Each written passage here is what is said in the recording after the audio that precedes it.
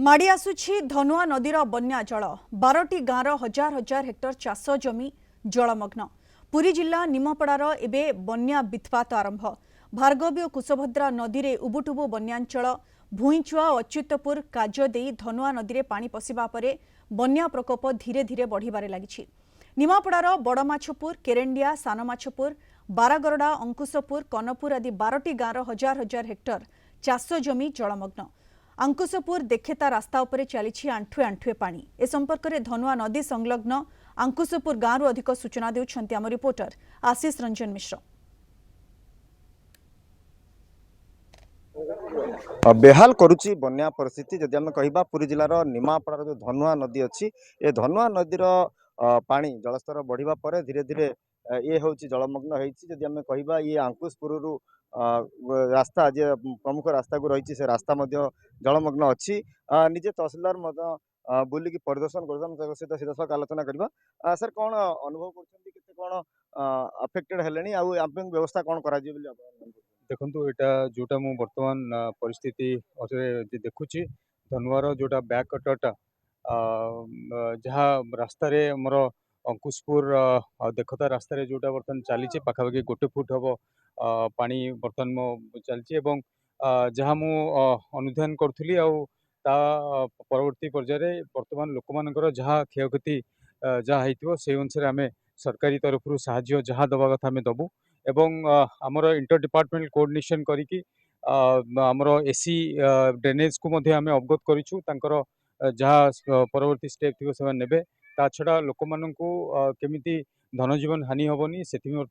आम विहित पदक्षेप नौछु। अनुमान करा जाउछि आउरी जलस्तर बढ़िबो संदे सुद्धा आपण ताकू ता पइका पुणी कोन करा जाउछि। निश्चित आम भी सेटा नजर रखुछु। आमर 24/7 राउंड द क्लॉक आमर मॉनिटरिंग टीम काम करछंती आमको जलस्तर प्रति घंटा घंटा इनफॉरमेशन आसूची ताकू देख नजर रखिकी आम जोटी बंध दुर्बल थी जहाँ थी प्रति जहाँ आमर बाली बस्ता व्यवस्था करके पैकिंग कर से दिगरे आम निश्चित भाव में समस्त पदक्षेप नौछु। किसी गाँ लोक अच्छा प्रतिक्रिया ना कि पानी बढ़ुची कि भाव में भयभीत बहुत तो भयभीत आम तो ये पानी घर कर सदा बेल अवस्था आमर एपर्यंत काली पानी बुड़े कहीं जड़े सरपंच आमर भी एपर्यंत आसक ना तहसिलदार आसते तहसिलदार आसिक कहते तो हाँ कहते आम 24 आवर जहाँ दरकार आम सब जोगे देवु क्षयक्षतिर हिसाब सब आम करें कथा तहसिलदार कहते हेनी जमीन बाड़ी जो आम धान रुईचु से एपर्यंत आउ भी हेनी ये पानी छाड़ा बेलू दीर्घ 15 दिन पड़ेगा ये घास भी रही मन अनेक क्षोभ रही सरकार निकट में दाबी कर सहित युव जन अच्छा कौन आज्ञा केते अनुमान कर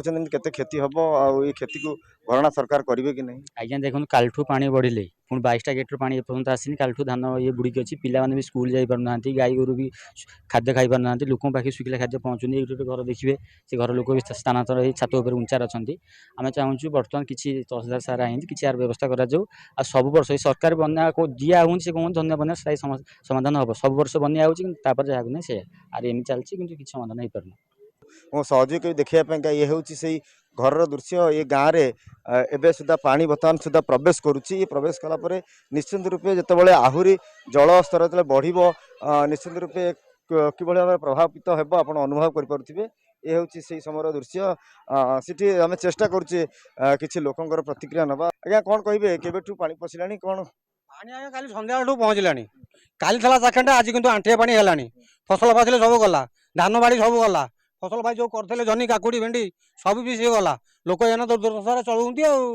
कि खाद्य शुखिला खाद्य ना पानी बढ़ो हाँ आउ बढ़ो बढ़ो राति सुरा बोधे अंटा पानी ये बोधे कहू तो यही कथा सब बना जमी जमी धोई धाई गला फसल फासिल नष्ट है पिला केमती बचे केमती घर द्वार भल मंद से कथा तहसिलदार कह आज्ञा गोटे जिनस हूँ आपड़ तो निजे अच्छा देखु ये जगह ये गोटे घर परिवार केमती अच्छा तहसिलदार आसती प्रथम देखु घर छोट छोट पिला माने केमती रहिबे गाई गोरु ए मन मुख्य द्वितीय है देखो ये पनीपरिया पूरा नष्ट आकुशपुर मौजा गोटे एमती जगह आकुशपुर केरंडिया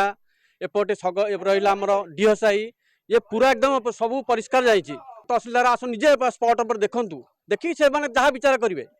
आमे कहीदेले हेनी कि निजे देखते स्पट पर कौन जिनस सरकारी सहायता जोगे देवाई सेमानकर दाबी सहित किभଳି भाବରେ ए बन्या मुकाबिले से उद्धार पाइबे एवं स्थिति स्वाभाविक हम और सेमानक पाखे सरकारी साहाय्य किभଳି भाବରେ पहुँचो से दाबी रखिंट पुरी जिला निमापड़ारू आशीष रंजन मिश्र कलिंग टीवी।